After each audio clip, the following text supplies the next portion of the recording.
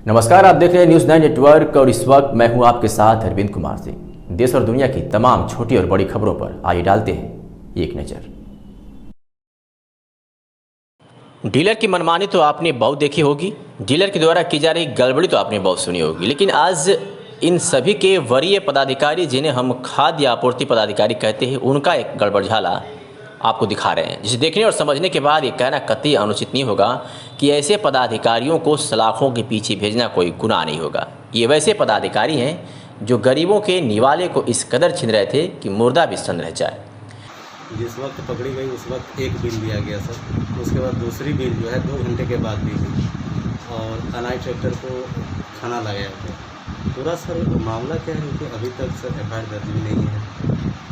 पहला पॉइंट आपका संडे का आपने बोला, तो एक्चुअली अभी थोड़ा हमारे पास ये है कि टारगेट बहुत ज़्यादा है, क्योंकि विभाग का भी आदेश है कि जो अलग अलग जितना हमारा टारगेट है उसको पूरा करना है, जितने भी हमारे चावल हैं उनको जल्दी से जल्दी लोगों तक पहुँचाना है। इसलिए हम वीक में सारे दिन काम कर रहे हैं, संडे का छुट्टी वगैरह ना हो ऐसा कुछ नहीं है। काम रात को भी चल रही है सर, मतलब थोड़ा ओवर टाइम हो सकता है। सर इसका टाइमिंग क्या है ये बताइए। कोई भी खाद्य गोदाम से अगर कोई भी चीज़ निकलती तो उसका एक टाइमिंग क्या है सर? ऐसा मतलब ऑफिशियली टाइम अभी रूल्स के हिसाब से है, पर ऐसा कुछ नहीं है। टाइमिंग क्या है सर? वो टाइमिंग हमको बता दीजिए ना, टाइमिंग क्या है? कितने बजे तक? वो चीज़ आपको हम मतलब मेरे जो विभाग के लोग हैं जो सप्लाई ऑफिस देखते हैं, तो सप्लाई ऑफिस के रूल्स में एकदम क्लियर कट लिखा हुआ है, वो चीज़ आपको वहाँ से मिल जाएगी। पर यह है कि अगर वो ओवर टाइम थोड़ा बहुत, अगर चूँकि अभी रश बहुत ज़्यादा है, अनाज लोगों तक पहुंचाना है, क्योंकि नहीं पहुंचेगा तो भी दिक्कत हो जाएगी सर। थोड़ा ऊपर नीचे सर जो ड्राफ्ट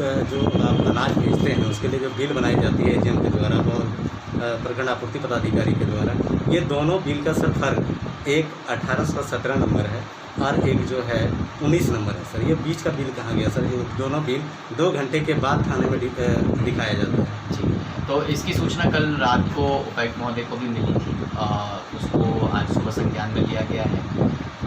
टीम गठित की गई है उपायुक्त महोदय के द्वारा और भी टीम अभी यहाँ पे आई है। जितने भी त्रुटियाँ हैं इन सब में, चाहे वो बिल से संबंधित हो, चाहे वो ऊपर नीचे जो भी हो सकता है कि ओवर लोडिंग का भी कर सकते हो, सब चीज़ों को जांच कर रहे हैं। सारा डिटेल रिपोर्ट हम उपायुक्त के पास पुटअप करेंगे। सर एक बात छोटी सी है कि ये इमरजेंसी सेवा है, अगर ये लीगल था तो फिर थाना के प्रशासन इसको पकड़ के थाना में क्यों लाए?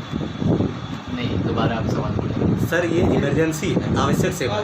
आवश्यक सेवा रहने के बाद उसको जो है नहीं टच किया जा सकता है। लेकिन अगर लीगल था, रात के अंधेरे में थी लेकिन सही था, तो फिर ये प्रखंड कार्यालय और एमओ और एजीएम का कार्यालय और ये थाना दोनों एक ही ग्राउंड के अंदर है, फिर क्यों रात को पकड़ के लाई गई थाना से? अभी तक क्यों नहीं? थाना को सूचना रात में मिली थी, तो उनको पूरे कानून और रूल्स रेगुलेशंस नहीं पता है। वो तत्कालीन गाड़ी को रोक करके अपने पास रख लिए, ताकि नेक्स्ट डे जब अधिकारी जिनको रूल पता है वो जब यहाँ आए तो रूल संबद्ध सारा चीज़ करें, और उसके बाद अगर गाड़ी में त्रुटि नहीं है तो रिलीज़ कर दिया जाएगा। मामला झारखंड प्रदेश के गोड्डा जिला का है, जहां के बसंतराय प्रखंड मुख्यालय स्थित खाद्य गोदाम से रविवार की रात को एक ट्रैक्टर पर 142 बोरी चावल लादकर बिक्री के लिए ले जाया जा रहा था, जिसे गुप्त सूचना के आधार पर बसंतराय थाना के एसआई रफ़ीक आलम के द्वारा जब्त कर थाना लाया गया। तो वही चावल लदा ट्रैक्टर जब थाना पहुंचा तो प्रखंड आपूर्ति विभाग के पदाधिकारी इस तरह के कालाबाजारी को संवैधानिक बनाने के लिए चालान पर चालान दिखाने लगे। लेकिन कहा गया है ना कि हड़बड़ में की जाने वाली काम अक्सर गड़बड़ हो ही जाता है। यहाँ भी कुछ वैसा ही हुआ और प्रखंड आपूर्ति पदाधिकारी के द्वारा खेले जा रहे खेल में वे खुद फेल हो गए। उन्होंने जो चालान प्रशासन के सामने संवैधानिक बताते हुए रखा, उस पर उनकी ही दस्तखत नहीं था। ऐसे में साफ तौर पर यह स्पष्ट होती है कि जो चालान वहाँ दिखाया जा रहा था उसे सिर्फ प्रशासन की आंखों में धूल झोंकने का जरिया बनाया जा रहा था, जिसके बदौलत उन्होंने इस अन्याय को न्याय का रूप देने की जिद ठाने हुए थे।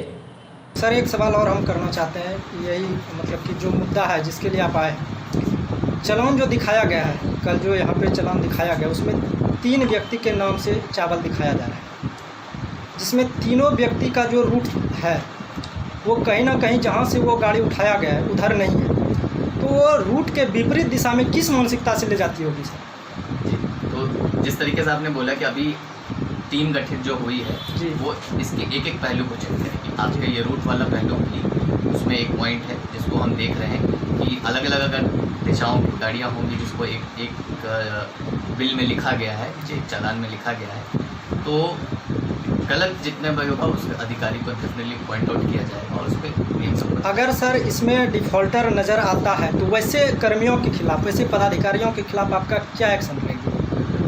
एक्शन हम लोग पहले जो कमेटी बनी है 3 मेंबर की कमेटी, वो पहले रिपोर्ट अपने सीनियर को उपायुक्त महोदय को देंगे और कार्रवाई जो होगी उपायुक्त महोदय की। सर एक छोटी सी बात है कि अगर क्लियर था तो प्रखंड आपूर्ति पदाधिकारी मीडिया कर्मियों का कॉल सुबह रात से लेके सुबह के पूरे 1 बजे दिन तक क्यों रिसीव नहीं की गई? ऐसा क्या है जो कि मीडिया कर्मी उससे भागते हुए नजर आए, चाहे वो एमओ हो या एजीएम हो? प्रखंड का कार्यालय में अभी जो है हमारे वीडियो और सीओ अभी नहीं है क्योंकि उनका स्थानांतरण हो गया है, उनकी अभी पोस्टिंग होना अभी बाकी है, तो फ़ोन शायद इसकी वजह से नहीं उठ पाया होगा, वो फ़ोन अभी ऑफिशियली किसी के पास नहीं गया। पर जहाँ तक है कि जब मेरे पास कॉल आया था तो मैंने फ़ोन उठाया था और मैंने रिप्लाई भी दिया था, फिर उसके बाद उपायुक्त महोदय के पास गया तो उन्होंने भी रिप्लाई दिया और इसी के बेसिस पे कार्रवाई। सर आपके आने के बाद भी यहाँ एक लंबी टाइम हो चुकी है, अभी यानी कुछ हम कहें तो घंटों बीतने पर है, लेकिन क्या सर अभी तक ट्रैक्टर लदा वो अनाज देखे आपने? जी मैंने देख लिया है, वो गाड़ी पीछे की तरफ खड़ी कितनी है। बोरी है सर उसमें? बोरियों को जांच की जा रही है, पहले हम लोग सारा इंक्वायरी कर रहे हैं, एक एक करके सबका बयान ले रहे हैं और डिटेल में जितने भी सबूत होंगे उस सबको यहाँ पे किया जाएगा। जो चालान जो कटा हुआ है ये भी मामला आया है कि चालान में साइन नहीं है एमओ साहब का या किसी का भी, जैसा भी खाली भी चालान दिया गया। जैसा कि मैंने बोला कि आप जितनी त्रुटियों को बता रहे हैं वो सारी त्रुटियाँ हमारे दिमाग में हैं, उन सब पे हम कार्रवाई कर रहे हैं, जितनी त्रुटि होगी उन सब के हिसाब से ही पनिशमेंट या फिर जो रिपोर्ट बनेगा वो दिया जाएगा। इसका खंडन होने में कितना टाइम लग सकता है? हम लोग कितना दिन का वेट आवेदन करें? कब तक हो सकती है सर? अभी चूँकि पेचीदा मामला है, हर चीज़ को डिटेल में चेक करना पड़ेगा, तो मैं इस पर अभी कमेंट नहीं कर पाऊँगा, पर जल्दी हो जाएगा। आपका नाम क्या हुआ सर? मेरा नाम ऋतुराज हुआ।